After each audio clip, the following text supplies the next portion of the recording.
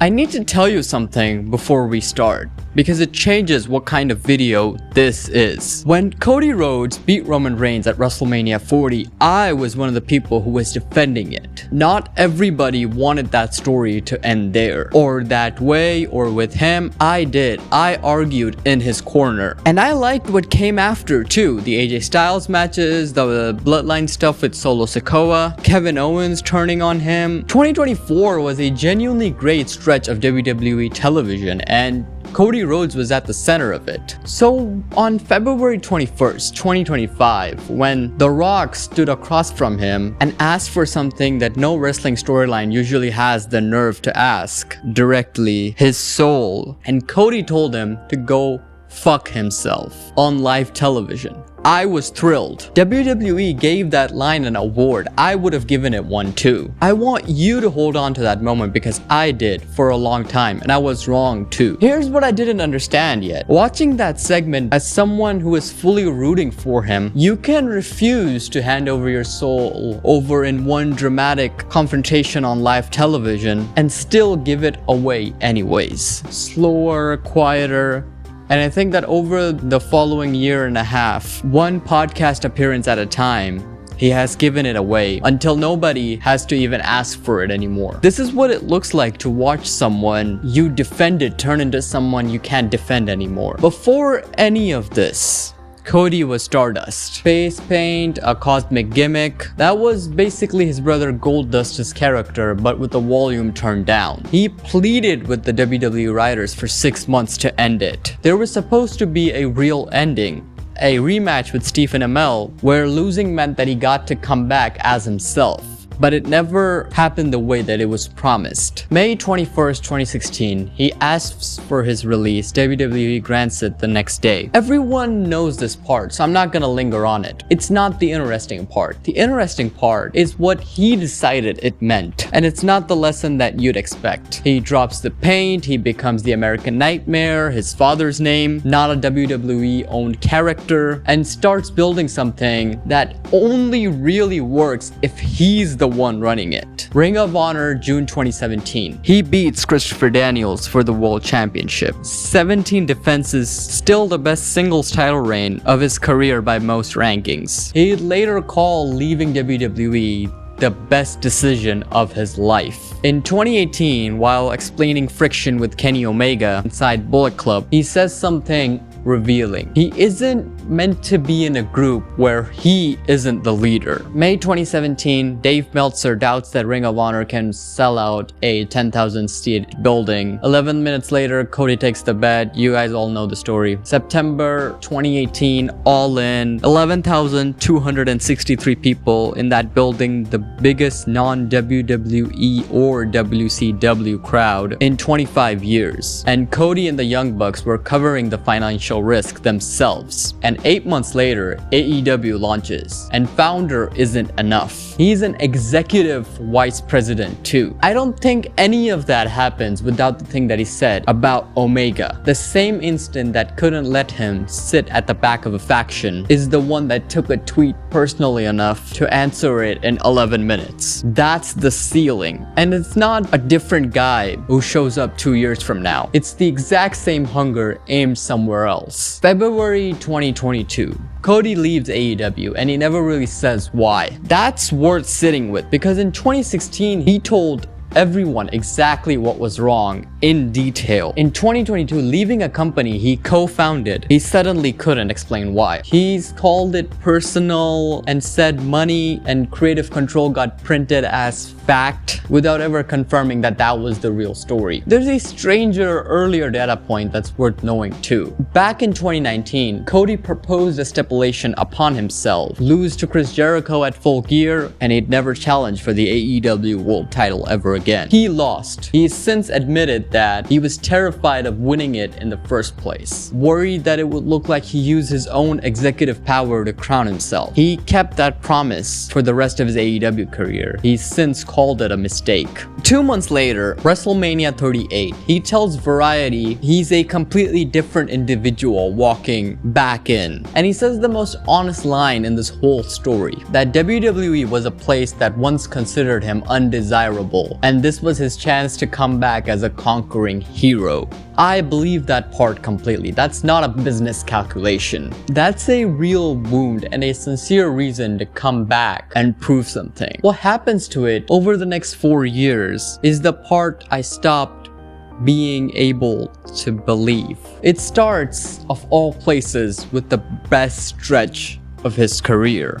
Whatever else is true, 2022 to 2024 isn't in dispute. Hell in a Cell against Seth Rollins with a torn pec, wins match of the year, 2 Royal Rumble wins, a loss to Roman Reigns at WrestleMania 39 that explicitly built the story around not being finished. And April 7th, 2024 at WrestleMania 40, he beats Roman Reigns, ends a 1,316-day title reign, becomes the WWE champion for the first time in his career. Finish the story becomes the tagline of this run. Here's what it actually meant before it became a slogan on a t-shirt. Dusty Rhodes wrestled for the WWF Championship at Madison Square Garden in 1977 against superstar Billy Graham and never won it. Cody wasn't just chasing a championship, he was closing a loop that his father never really got to close. That's about as sincere as wrestling storytelling gets.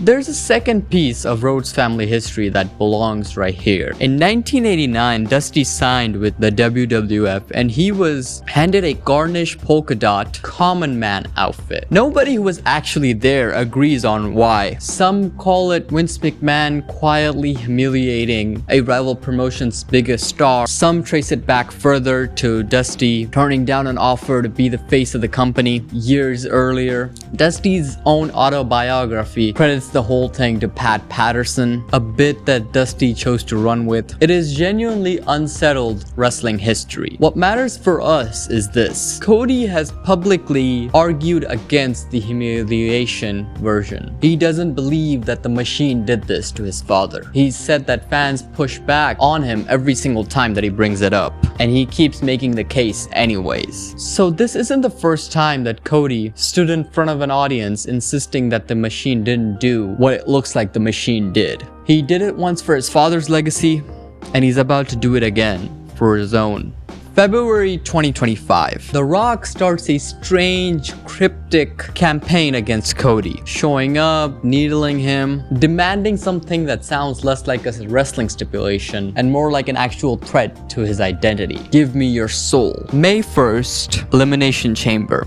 Cody says no, on camera, in the moment that wins him a Slammy, and John Cena, who just won the chamber match, turns heel right there and on The Rock's words, attacks the guy who just refused him. April 20th, WrestleMania 41. Cena beats Cody for a record 17th world title. Travis Scott's interference does most of the actual work, and it's messy enough that WWE now tries to bury any evidence of Travis Scott ever interfering in that match. First reign over at 378 days. And this is where it started for me too, if I'm being honest with you. Not the loss itself. Losses are fine. Losses are part of wrestling. Dusty lost at the Garden, and that's the whole point of this video. It's that Cody won the symbolic fight and the actual position in the same 3 weeks. And looking back, I don't think he ever fully decided which one he wanted back more. The next year is him trying to have both. He earns his way back the honest way. King of the Ring, 5 straight wins, into a SummerSlam rematch. August 3rd, 2025, Street Fight against a freshly babyface John Cena. 5 stars from Dave Meltzer, one of the best received wrestling matches of 2025. I'll say it plainly because you deserve to know where I actually stood. This is the exception. This is the one night in the last 2 years where I thought I'd been wrong to worry about any of this. Then it gets strange fast. Drew McIntyre, a genuinely well-liked champion, gets 8 weeks with the title in January 2026 before Cody wins it back before Mania. At this point, it feels like WWE has a Cody Rhodes problem. They can't let Cody go. They need to have this guy in the world championship scene at all times. They don't trust anyone else with this championship. God, this is the part of the video that I dread the most talking about because of how much I genuinely hate this next part. WrestleMania 42. That is one of the worst Mania builds I can remember. Randy Orton, Pat McAfee, Chaos standing in for Psychology. Cody retains, takes a real eye injury, and afterwards, on SmackDown, when Sami Zayn starts calling him WWE's Golden Boy as an insult, Cody doesn't reject the label. He wears the gold to the ring as a clapback. He puts it on. After that, it's one less moment than a pattern I kept hoping would break. He tells fans on his own podcast that they overrate the edgier version of himself. The Rock reportedly pitched a heel turn for him at the time. WWE said no. Then a segment lecturing fans about the correct use of the word botch. Then a rant about fans discussing WrestleMania 40's declining attendance, comparing it to caring too much about a movie's opening weekend. And I kept looking for the moment where it stops being about him and starts being about the machine again. I haven't found it. A $9,950 bus tour goes up with his name on it, days after losing the title to Sami Zayn. It's recent enough that you can go have this bus tour if you want. A photo surfaces of him with Robert F. Kennedy Jr. and Triple H.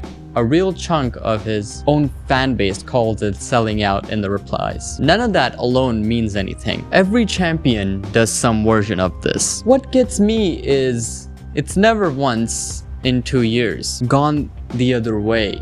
That's not a decline. A decline would almost be a relief. This looks like a choice made easier every time it gets made. And here's the part that makes this sadder instead of simpler. And the reason I can't just call this a talent decline and move on. May 31st, Clash in Italy. Cody against Gunther, over in about 12 minutes. Critics called it a shockingly rushed opener for two guys with this much talent. Like the match skipped its own first half, decided by a referee missing Gunther's foot under the rope. On paper, that's a matchup that could have been a classic. Then June 27th, Night of Champions triple threat. Cody, Gunther, Sami Zayn. Almost 20 minutes. The kind of match that we can compare to Brian Kofi. Zayn rolls him up, first world title of his career. So no, this was never about the talent leaving. That match is proof that it never left. That's what it looks like when a company is trying its best to preserve a star, instead of ever having to evolve one. The uncomfortable version of this point isn't that he can't do this anymore. It's that he's only allowed to when he's losing. Winning is supposed to be the reward. Right now, for him, it's what switches the good version of himself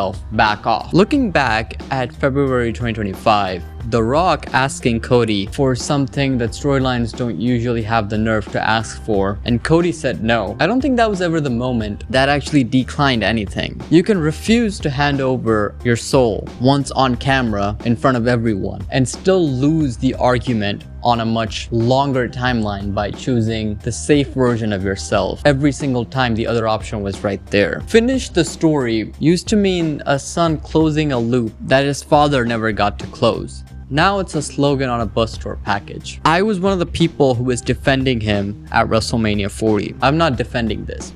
I'd like for him to prove me wrong. I don't think he's going to. But right now, the guy who once told a room full of AEW fans that he built the Forbidden Door is the same guy that doing a photo op for whoever the company puts in front of him, telling his own fans to stop counting empty seats. He didn't lose the talent. He just stopped needing anyone to ask for what he was already willing to give away. Alright guys, that's gonna be it for this video. Now, I want to make it clear that I don't hate Cody. I actually really like Cody as a person and as a wrestler. I've really enjoyed some of his stuff in WWE, AEW. Some of his Ring of Honor and New Japan Pro Wrestling matches are incredible. I really like the guy. That's the reason I'm making this. It saddens me to see him reduced to this golden boy version of himself. I appreciate the guy. That's why I've sort of dressed up as him for this video. But yeah, you guys let me know what you think of all of the stuff that I talked about in the comments. If you agree with my takes, disagree, let's have a nice discussion down there. If you didn't understand something that I said, please drop it in the comments. I'll explain it to you. But yeah, follow me on Instagram at NightWakeYT if you guys want to connect with me on a more personal level. I've been way more active on there recently, so you guys can drop me a follow or even like hit me up on a DM or something. But if you guys want to argue about wrestling. But thank you for watching, and I'll see you guys in the next one. Goodbye.